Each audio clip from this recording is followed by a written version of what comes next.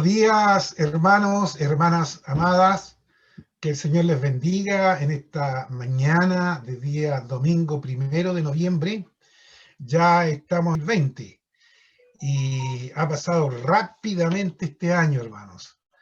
Que damos gracias al Señor porque podemos decir Ebenezer. Hasta aquí nos ha ayudado el Señor. Y prosiguiendo con los estudios en la Escuela Bíblica Dominical, recordemos que nosotros empezamos un estudio acerca del Espíritu Santo, vimos todas sus características, qué es lo que era el Espíritu Santo, dijimos que realmente el Espíritu Santo era Dios, y por lo tanto vimos sus características, sus cualidades, y estábamos viendo algunas cosas que atribuyentes al Espíritu Santo. Y una de esas son los dones del Espíritu Santo. Y estamos viendo, esa es lo que estamos viendo hoy en día. La última clase se vieron 3 dones: el don de sabiduría, el palabra de ciencia y el don de fe. Esos 3 dones fueron los que estuvieron tratando el domingo 25. Pero hoy día nos corresponde el conocer y comprender los dones de sanidades, de milagros y de profecía, que son los 3 que continúan a través de la lectura de la palabra. Le invito a orar. Bendito Dios y Padre Celestial, gracias te damos en esta mañana, porque tu amor y tu misericordia son grandes para con nosotros. Señor, tú eres digno de suprema alabanza. Los cielos, la tierra y todo lo que existe cuentan de tu gloria. Gracias, Señor, porque nos reunimos a través de este medio. Estamos estudiando, Señor, tu palabra acerca de los dones espirituales. Señor, permite que en esta mañana todos mis hermanos que se conecten a través, Señor, de este medio puedan entender y comprender, Señor, tu palabra. Mi palabra no vuelve a mí vacía, dice, Señor, tu palabra. Y lo creemos, Señor, porque por algo ha sido enviada. Te damos gracias, Señor, por esta oportunidad que nos brindas de estudiar acerca de las cosas del reino. Bendice, Señor, esta clase, glorifícate ampliamente en cada uno de mis hermanas y de mis hermanos que se estarán conectando. Bendice sus vidas, bendice sus familias y ayúdales en gran manera, Señor, a comprender estos misterios. Glorifícate ampliamente, Señor. Úsame como un cauce, como un canal de bendición. La gloria, la honra y la alabanza te pertenecen aquí, a ti, mi Dios. Te damos gracias, Señor, por esta escuela bíblica dominical. Gracias, Señor, porque, oh Dios, a través de ella podemos aprender acerca de las cosas del reino. Gracias, Padre Santo, en el nombre glorioso de nuestro Señor Jesucristo. Amén y amén. Entonces, hermanos amados, el objetivo de esta lección de hoy día es conocer y comprender los dones de sanidades, de milagros y de profecía. Para tal efecto, vamos a usar como texto base 1 Corintios 12, del versículo 7 al 11. Dice así la palabra del Señor. Pero a cada uno le es dada la manifestación del Espíritu para provecho, porque a este es dada por el Espíritu palabra de sabiduría, a otro palabra de ciencia, según el mismo Espíritu, a otro fe por el mismo Espíritu, y a otro dones de sanidades por el mismo Espíritu, a otro el hacer milagros, a otro profecía, a otro discernimiento de espíritus, a otro diversos géneros de lengua y a otro interpretación de lenguas. Pero todas estas cosas las hace uno y el mismo Espíritu, repartiendo a cada uno en particular como Él quiere. Amén. Llama la atención, hermano, en este texto claramente tenemos de que cuando habla, ¿no es cierto?, de los dones de sanidades, dice, y a otros dones de sanidades, habla en plural. O sea, no es uno el don de sanidad, sino que son varios lo que vamos a estar viendo aquí en este estudio. Y a otro, el hacer milagros también tiene otra cualidad porque habla en plural. Sin embargo, dice a otro profecía, ahí está en singular.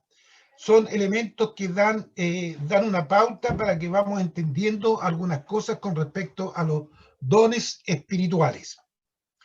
Y además, otra de las cosas que llama esta atención en este versículo, dice, pero todas estas cosas, o sea, las que mencionó anteriormente, Pablo menciona todas estas cosas, las hace uno y el mismo espíritu. O sea, no son provenientes del hombre, sino que del espíritu. Y repartiendo a cada uno en particular como él quiere. O sea, el Señor reparte a cada uno como él quiere, no como yo quiero, no como tú quieres, no como el otro quiere, sino que como el Señor quiere. Entonces, hermanos, tenemos que tener claro, nadie se puede apoderar o hacerse dueño de algún don. Los dones los da el Señor y Él reparte como Él quiere. Bien, vamos a ver dones de sanidades. Al inferir que todos los dones espirituales son carismata, la palabra eso significa don, el término está en realidad solo adherido al don de sanidades, carismata lamatón.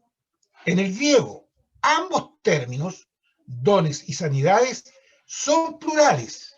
Este hecho sugería que hay muchos dones de sanidades para enfermedades distintas, o que cada ejercicio de poder sanador es un don separado. En ninguna parte del Nuevo Testamento dice que una persona tiene el don de sanidad.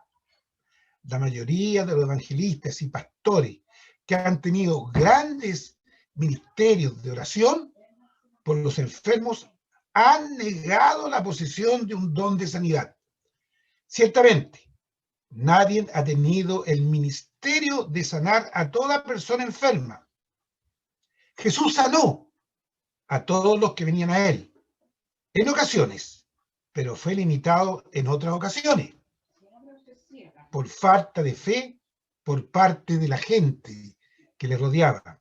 En Mateo 13:58 dice, y no hizo allí muchos milagros a causa de la incredulidad de ellos.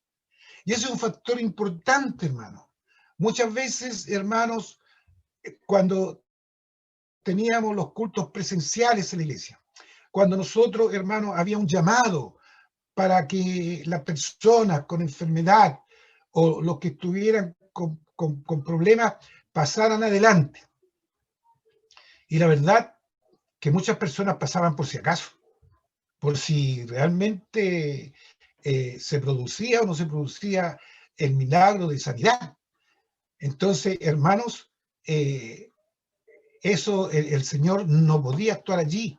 Y otros que estaban alrededor que no creían que esto podía suceder. Entonces, hermanos amados, la palabra se cumple.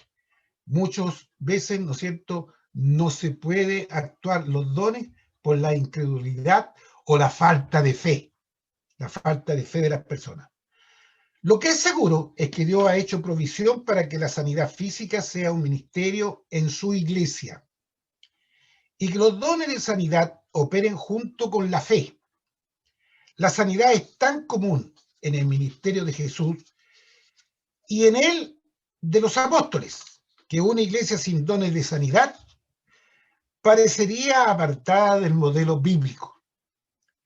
En adición a los dones de sanidades, todos los ancianos, cuando habla de ancianos en la palabra, se refiere a los pastores, deben estar listos para ungir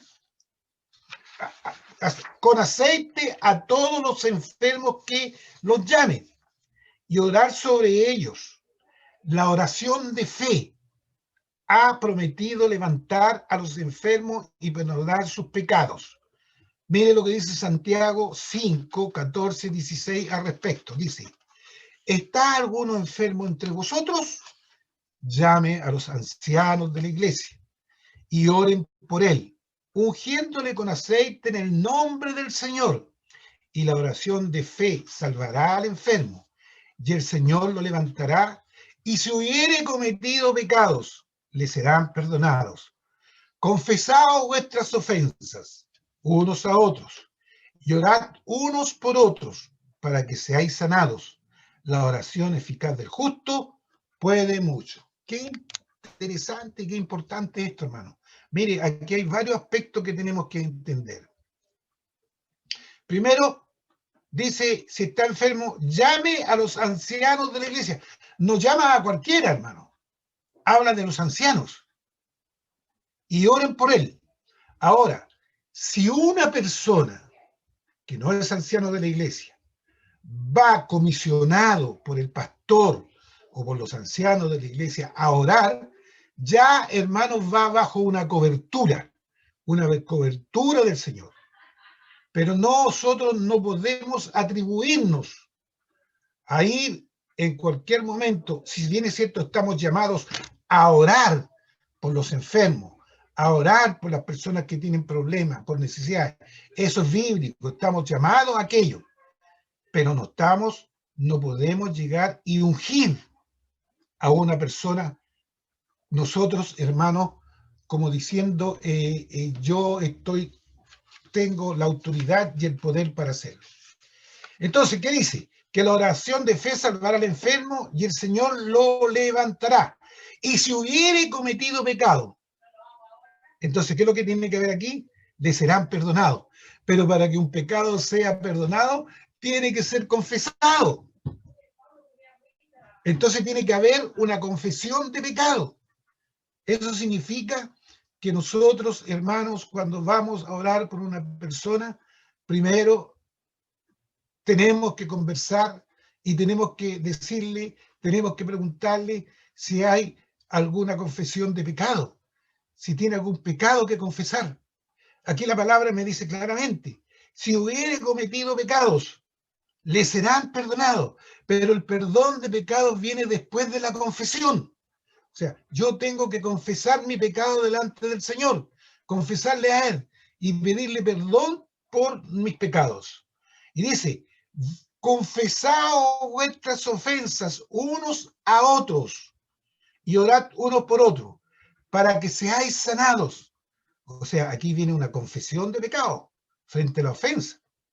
La oración eficaz del justo puede mucho. Hermanos amados, aquí tenemos el don de sanidad en acción y cómo acciona frente a las personas enfermas.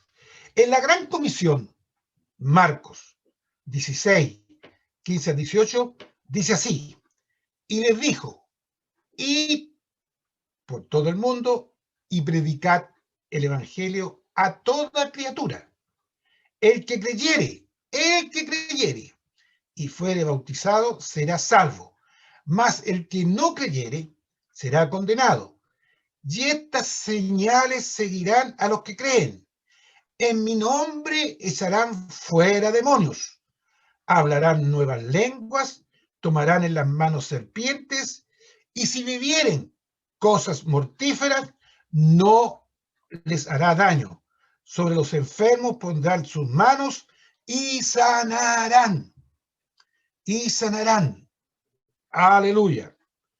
Hermanos, cuando nosotros leemos la palabra de Dios y cuando leemos estas promesas, cuando leemos estas enseñanzas, tenemos que tener cuidado con la interpretación. Yo les voy a contar una experiencia personal que tuve cuando yo recién estaba iniciándome en las cosas del Señor. Fuimos a un campamento con los jóvenes de la iglesia que yo participaba anteriormente y allí se produjo una situación de que las personas que estaban cocinando se equivocaron el contenido del aceite y el contenido de la parafina estaban en los mismos envases. Y por equivocación, por error, le echaron a la ensalada parafina. O sea que todo eso, toda esa ensalada quedó tóxica. Y yo, creyendo, hermanos, que la palabra se iba a cumplir en mí, dije, bueno, la palabra dice que si bebiere cosas mortíferas, no le hará daños. Y llegué y comí ensalada con parafina. ¿Qué creen ustedes que pasó? Me enfermé, por hermano. Me enfermé el estómago, me intoxiqué. ¿Por qué? Porque primeramente, hermano, estaba tomando algo tóxico. Y segundo, estaba desafiando la palabra. Estaba diciendo, hermano, a ver si se cumple esta palabra. Y la verdad de las cosas que la palabra no es para desafiarla. Hermano, es para cumplimiento y para la gloria de Dios. Ahora, fue una gran enseñanza para mi vida. Yo estaba recién iniciándome, recién podríamos decir, bueno, hermano, no tenía conocimiento. No, pero qué bueno que pasen estas cosas cuando uno realmente piensa que no le van a pasar esas cosas. No, hermano, tenemos que tener cuidado. Jesús prometió que señales seguirían del ministerio de aquellos que testificaran del Evangelio Salvador. Una de estas señales sería que los enfermos se recuperarían luego de la imposición de manos por creyentes. Durante el tiempo que tomara el predicar el Evangelio a toda criatura, señales seguirían a los que creyeran, incluyendo aquellas de la sanidad de los enfermos. La cláusula, los que creen, sugería que las señales o dones no son ejercitados solamente por los apóstoles, sino por todos los que tuvieran fe. Entonces, el primer mandato, fe. Recordemos que la fe, sin fe es imposible agradar a Dios. En el mandato y en las promesas de Jesús, la imposición de manos es una expresión exterior de fe y amor por parte de aquellos que orarían, y enseña que Dios usa a creyentes fieles como un canal de su poder. Mire, hermano, lo que dice. Creyentes fieles al Señor como un canal de su poder. La unción con aceite, según Santiago capítulo 5, también involucra la imposición de manos. El aceite simboliza la obra del Espíritu Santo. Cuando Jesús envió a los 12 discípulos a ministrar, ellos, según Marcos, dice la palabra, echaban fuera demonios y ungían con aceite a muchos enfermos y los sanaban. Marcos 6:13. El creyente es el vehículo de poder, pero la sanidad es la obra del Espíritu Santo. Aunque en algunas ocasiones los enfermos son sanados mediante la fe del que ora. La fe por parte de las personas enfermas es importante y a veces esencial. ¿Qué dice la palabra?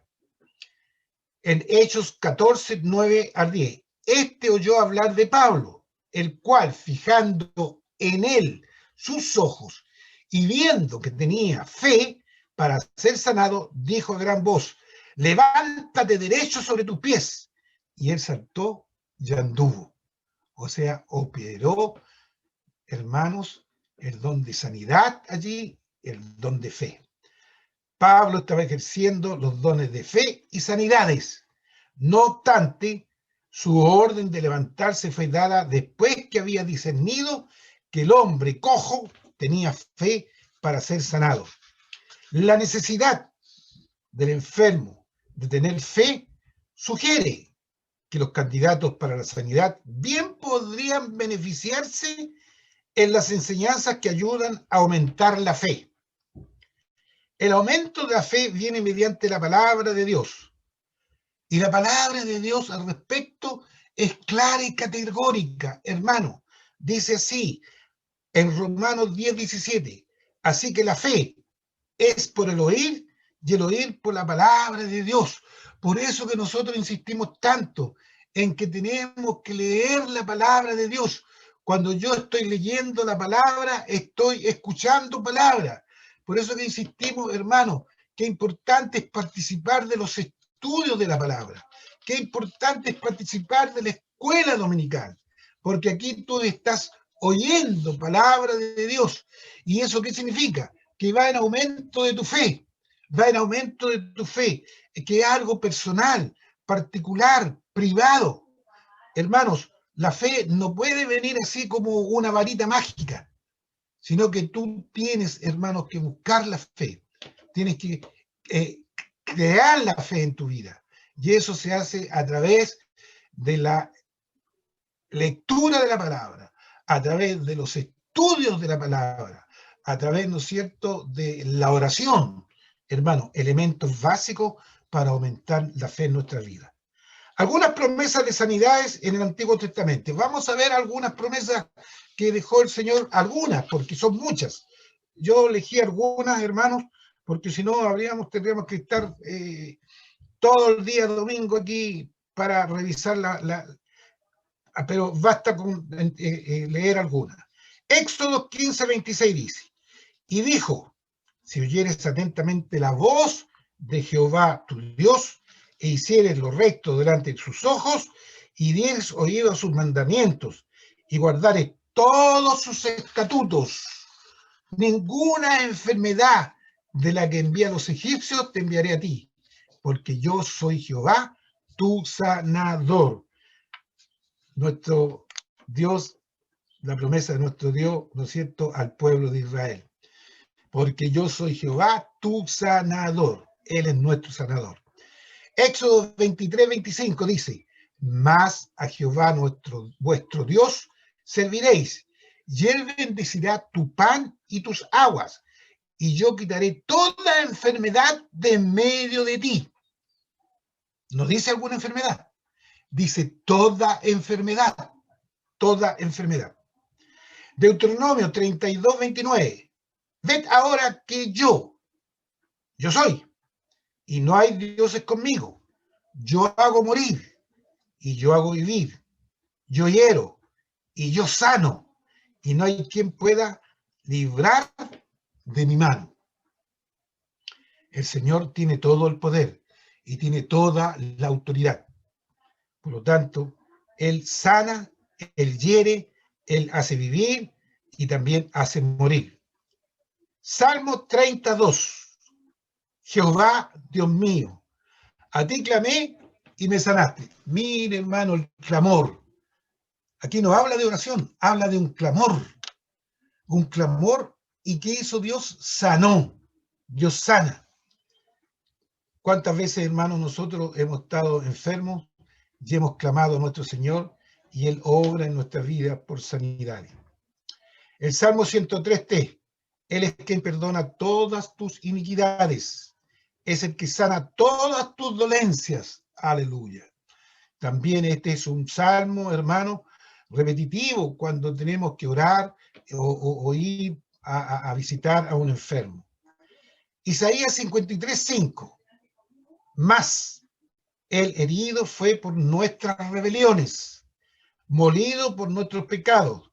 El castigo de nuestra paz fue sobre él, y por su llaga fuimos nosotros curados. ¿De quién está hablando aquí? Del sacrificio de nuestro Señor Jesucristo, ¿no es cierto?, allí en la cruz del Calvario. Él fue herido por nuestras rebeliones, molido por nuestros pecados. ¿Cuántos latigazos, cuántos azotes, cuántos escupitazos, cuántas bofetadas recibió nuestro Señor?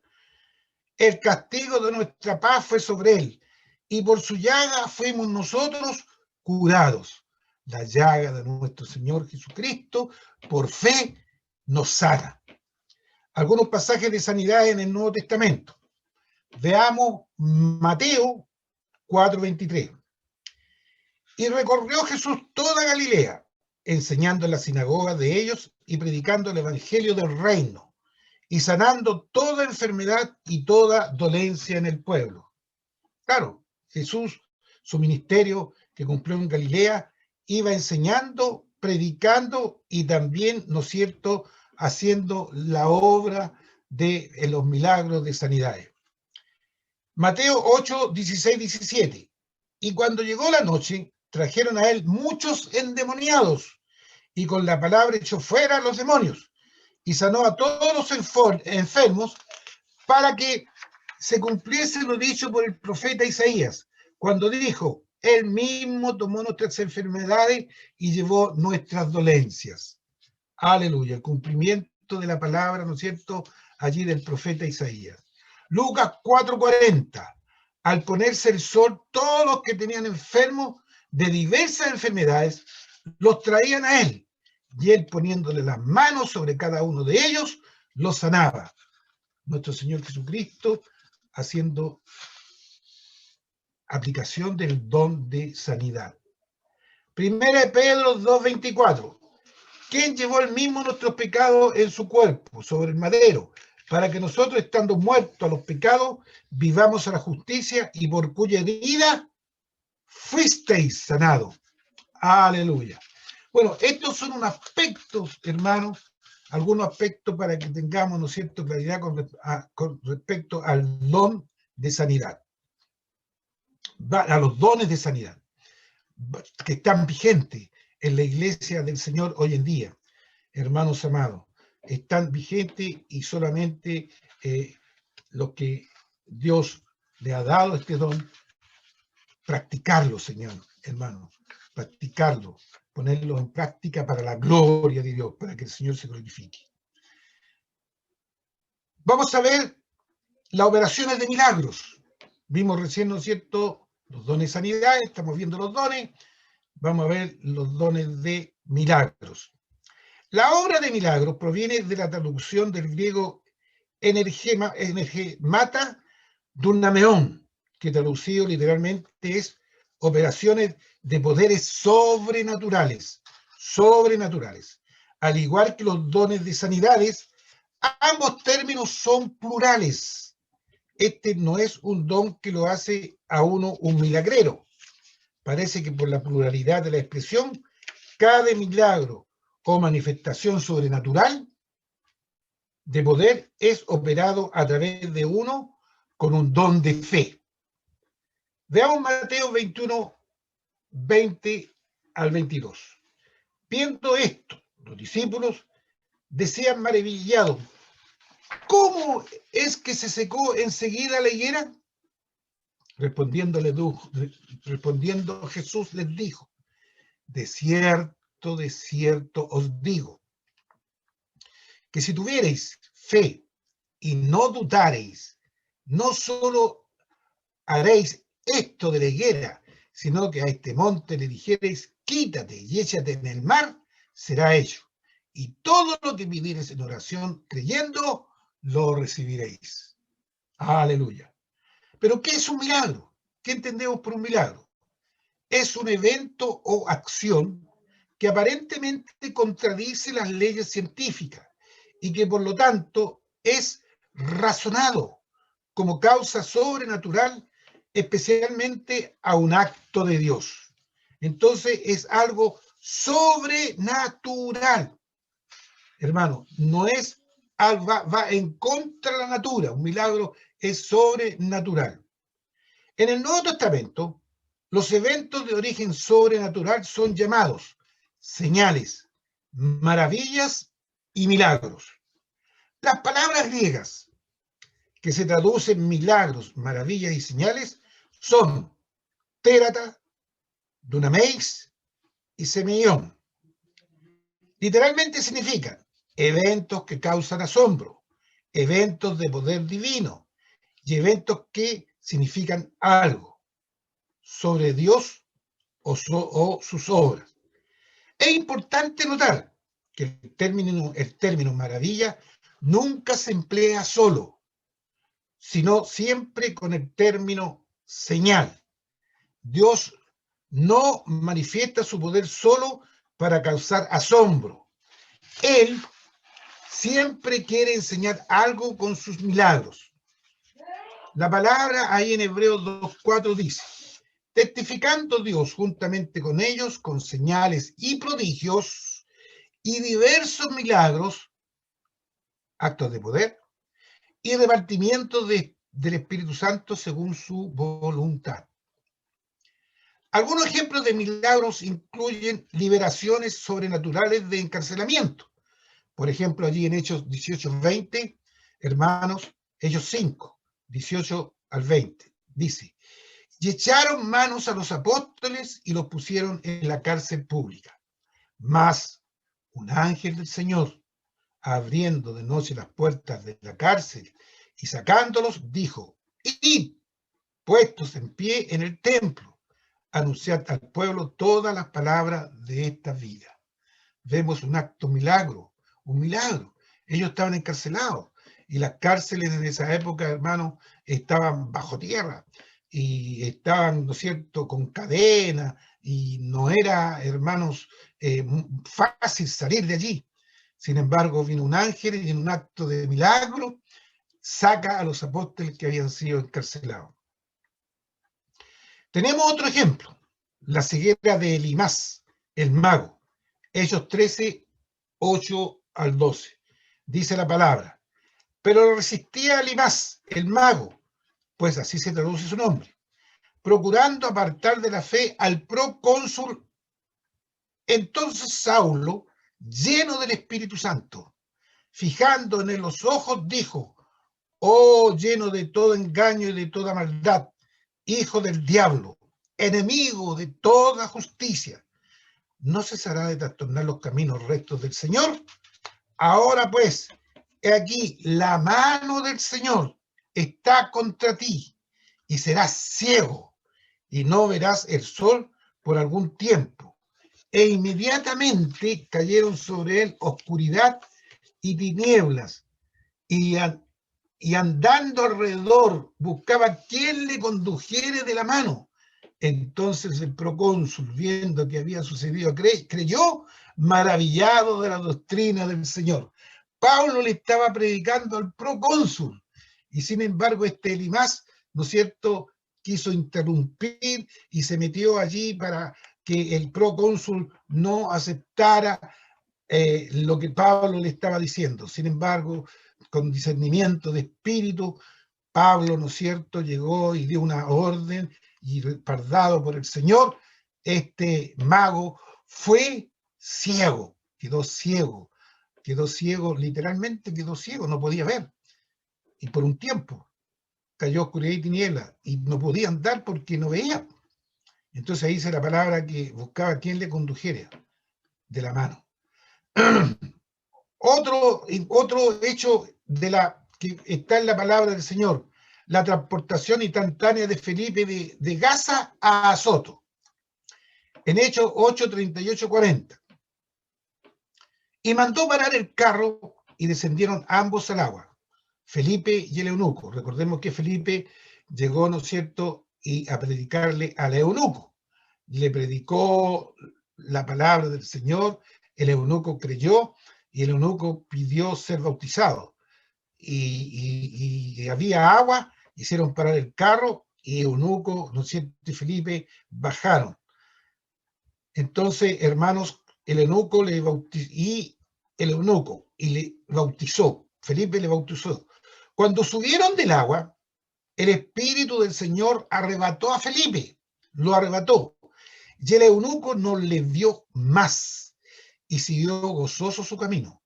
Pero Felipe se encontró en Azoto, y pasando anunciaba el evangelio de todas las ciudades hasta que llegó a Cesarea. Hermanos, vemos aquí un milagro.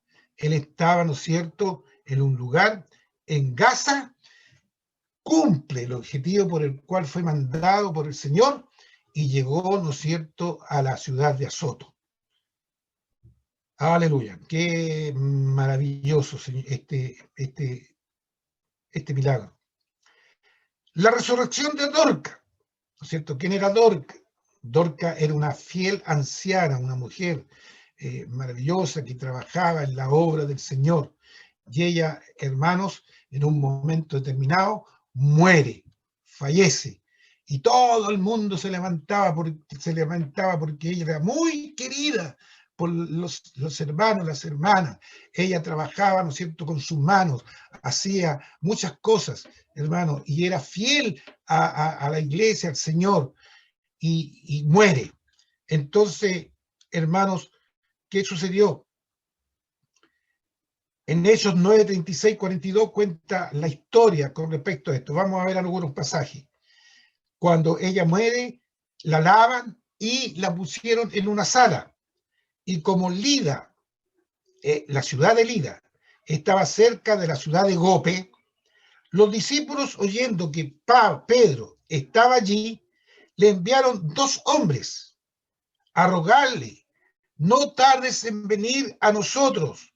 Levantándose Pedro entonces, fue con ellos, y cuando llegó, le llevaron a la sala, donde le rodearon todas las viudas, llorando y mostrando las túnicas y los vestidos que Dorcas hacía cuando estaba con ellas.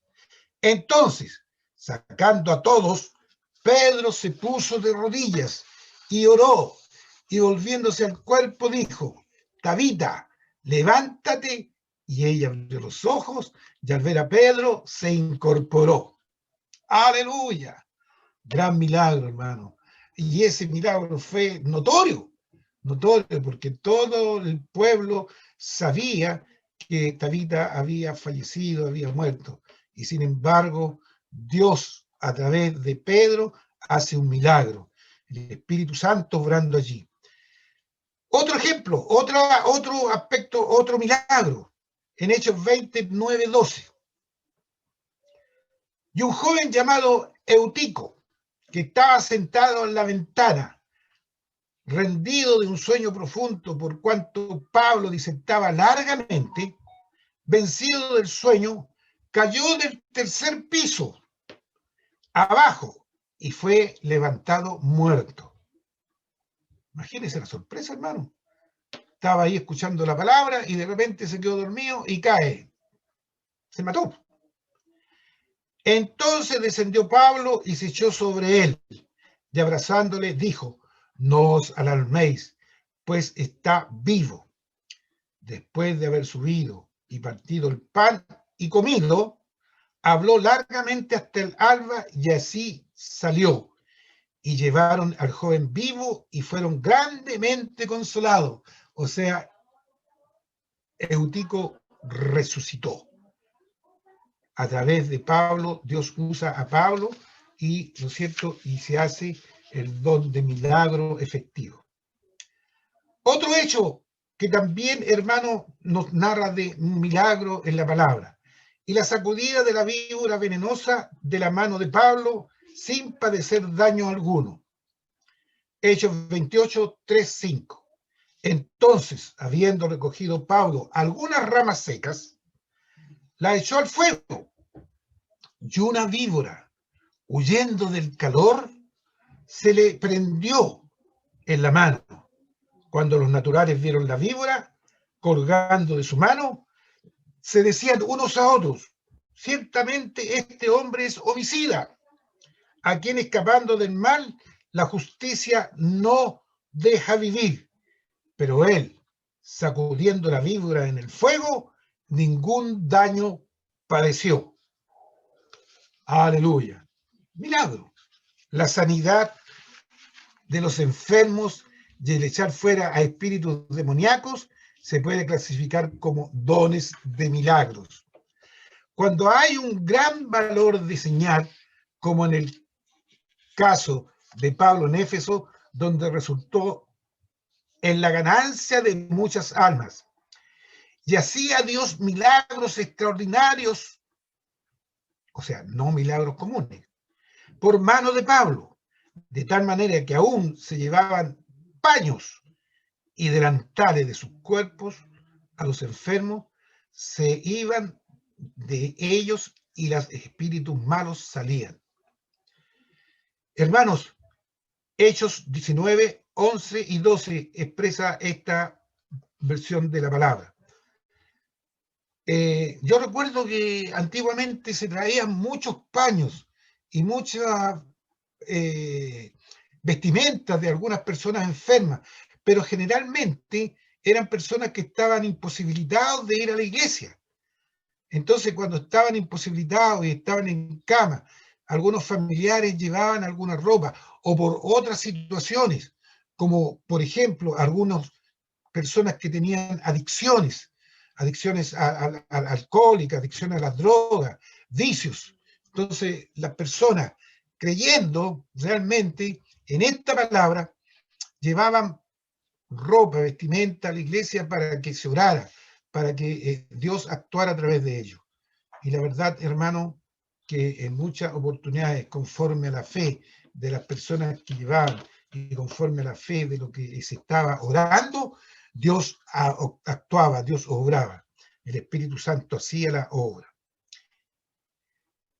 Y en el caso de Pedro en Jerusalén, cuando su sombra caía sobre los enfermos, ellos sanaban. Este está escrito en Hechos 5, 12 al 15. Y por la mano de los apóstoles se hacían muchas señales y prodigios en el pueblo. Y estaban todos unánimes. Se atrevían a juntarse con ellos. Mas el pueblo los alababa grandemente. Y los que creían en el Señor aumentaban más. Gran número así de hombres como de mujeres, tanto que sacaban los enfermos a las calles y los ponían en camas y lechos, para que al pasar Pedro, a lo menos su sombra cayese sobre algunos de ellos. Hermano, no es que la sombra fuera la milagrosa, no es que la sombra de Pedro era la que actuaba, sino que el Espíritu Santo era el que hacía la obra, conforme a la fe de cada uno. Y ahí, hermano, hemos visto varios ejemplos de la palabra, donde realmente vemos estos ejemplos del don de milagro. Veamos el don de profecía. La palabra profeta es una transliteración del griego profetes, que se deriva de dos palabras, pro, que significa antes, o delante, o por, o a favor de, y femi, que significa declarar o anunciar. Al unir ambos significados, la palabra profetes puede significar uno que predice, o sea, dice de antemano, uno que habla delante o a favor de. Ya que el oficio del profeta comienza en el Antiguo Testamento, la definición básica debería comenzar allí. La palabra hebrea para profeta es navi, que significa anunciar, ser testigo o testificar. El oficio de un profeta se define claramente. Profeta, le levantaré de entre sus hermanos, como tú, y pondré mis palabras en su boca, y les hablaré todo lo que yo le mandare. Eso está en Deuteronomio, capítulo 18, versículo 18. El profeta es uno que habla a la gente en favor de Dios. Las palabras que Dios pone en su boca, esto confirma en las palabras del Señor a Moisés, cuando Moisés negó su habilidad para hablar a Faraón. Recordemos que Moisés era tartamudo, y realmente cuando el Señor le dijo que tenía que ir a hablar con Faraón, él, la justificación que dio, ¿cómo voy a hablar yo siendo tartamudo? Sin embargo, el Señor le dice, Jehová dijo a Moisés, mira, yo te he constituido Dios para Faraón, y tu hermano Aarón será tu profeta. Tú dirás todas las cosas que yo te mandé, y Aarón tu hermano hablará a Faraón, para que deje ir de su tierra a los hijos de Israel. Éxodo 7, 1 y 2. Aarón entonces es llamado profeta de Moisés. ¿Por qué? Porque Aarón habla por Moisés, porque hablaba en favor de Moisés, entregando el mensaje de Moisés. La misma idea de hablar en favor de Dios es dada para el testimonio de Jeremías, el profeta. Y dice la palabra, y extendió Jehová su mano y tocó su boca. Y me dijo Jehová, he aquí te he puesto mis palabras en tu boca. Jeremías 1:9.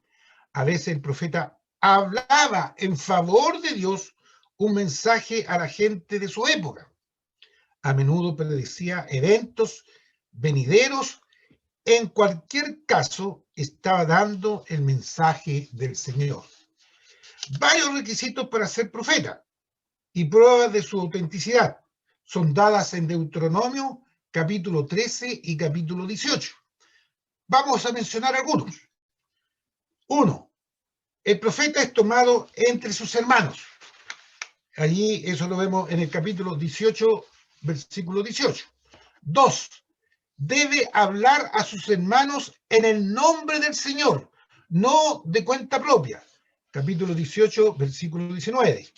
3. Puede juntamente con sus profecías mostrar señales y prodigios. Capítulo 13, versículo 1. 4. Si profetiza cualquier cosa en contradicción a la ley de Dios ya revelada, o sea, en la Escritura, debe ser rechazado a pesar de cualquier señal o milagro. Deuteronomio 13, del 1 al 13. Veamos lo que dice la palabra. Cuando se levantare en medio de ti profeta o soñador de sueños y te anunciare señal o prodigio, y si se cumpliere la señal o prodigio que él te anunció diciendo, vamos en pos de dioses ajenos, que no conociste, y sirvámosles, no darás oído a las palabras de tal profeta, ni al tal soñador de sueños, porque Jehová vuestro Dios os estará probando para saber si amáis a Jehová vuestro Dios con todo vuestro corazón y con toda vuestra alma. Dios puede permitir profetas falsos para probar nuestra obediencia a su palabra. Qué importante esto, hermano. Hay que tener cuidado. No todo aquel, ¿no es cierto?, que se levanta en la iglesia puede ser una profecía o un profeta de Dios. Y vamos a ver algunos aspectos, cómo comprobamos la profecía. Y esto tenemos que tenerlo claro, tenemos que tenerlo, ¿no es cierto?, tenemos que saberlo bien claro. ¿Qué es lo que me tiene que entregar la profecía? Si predice el futuro y la predicación no ocurre como él profetizó, debe ser rechazado. Esto está en Deuteronomio 18, versículos 20, 22. En el Nuevo Testamento hay dos tipos de profetas. Aquellos que ejercen el oficio de profeta, Efesios 4:11 dice, y él mismo constituyó a unos apóstoles, a otros profetas, a otros evangelistas, a otros pastores y maestros. Está hablando de ejercer el oficio de profeta. Y aquellos en la iglesia que poseen el don de profecía, aquellos de la primera categoría, o sea, lo que está en Efesios 4:11, están entre los dones ministeriales. Aquellos de la segunda podrían incluir a cualquier creyente lleno del Espíritu Santo. No todos pueden ejercer el oficio de un profeta. La palabra del Señor en 1 Corintios 14:31 dice, y a unos puso Dios en la iglesia, primeramente apóstoles, luego profetas. Esto está según en la palabra. Podáis profetizar todos uno por uno, para que todos aprendan y todos sean exhortados. Por lo tanto, tener el don de profecía no hace de uno un profeta, don ministerial. Entre los dones descritos por Pablo en 1 Corintios, el don de profecía es el más fervientemente deseado. 1 Corintios 14:1 dice, seguid el amor y procurad los dones espirituales, pero sobre todo que profeticéis. Su importancia se explica por el hecho de que algún variante de la palabra ocurra 20 veces en 1 Corintios capítulo 12 y capítulo 14. El don de profecía se define como el que profetiza habla a los hombres para, y aquí, atento, para edificación, exhortación y consolación. 1 Corintios 14:3. Entonces, tres elementos importantes que tiene que tener una profecía. Tres elementos, hermano, que no tienes que olvidar. Toda vez que se levanta un profeta en la iglesia o en cualquier lugar, tienes que, hermano, mira, tienes que ver la profecía. ¿Tiene edificación? ¿Tiene exhortación? ¿Tiene consolación? Entonces puede decir, esta profecía es válida. El predecir eventos futuros no está asociado con el don de profecía. Esta es una función del oficio profético. El don opera con el fin de edificar espiritualmente al cuerpo, a la iglesia local.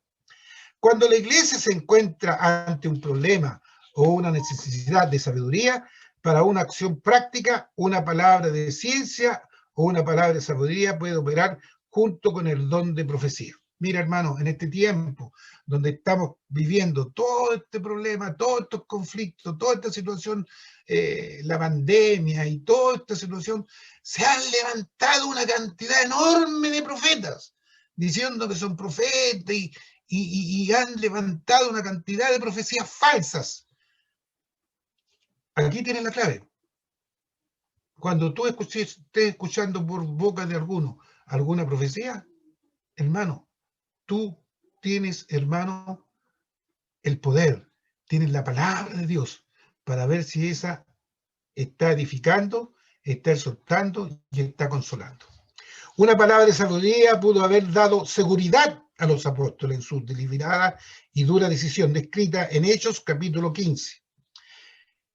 Hechos 15, 27 al 29. Así que enviamos a Judas y a Silas, los cuales también de palabra os darán saber lo mismo, porque aparecido viene el Espíritu Santo y a nosotros no imponeros ninguna carga, más que estas cosas necesarias, que os abstengáis de lo sacrificado a los ídolos, de sangre, de ahogado y de fornicación, de las cuales cosas si os guardareis, bien haréis. Pasadlo bien. Cuando la conclusión del concilio fue entregada a la iglesia gentil de Antioquía por Judas y Silas, quienes eran profetas, Lucas informa, y Judas y Silas, como ellos también eran profetas, consolaron y confirmaron a los hermanos con abundancia de palabra. Hechos 15:32. Normalmente la operación del don de profecía, el Espíritu unge excesivamente al creyente para hablar al cuerpo del Señor. No palabras premeditadas, sino palabras que suple el Espíritu espontáneamente, para levantar, para animar, para incitar a la obediencia, al servicio fiel, para traer consuelo y consolación. Las palabras no necesitan estar en español arcaico, ni en una voz fuerte y alterada, ni hablada en primera persona.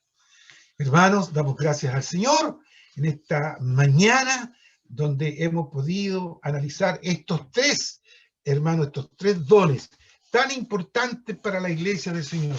Los dones están vigentes, los dones no han cambiado. Recordemos, hemos visto, para comprender y conocer los dones de sanidades, de milagros y de profecía.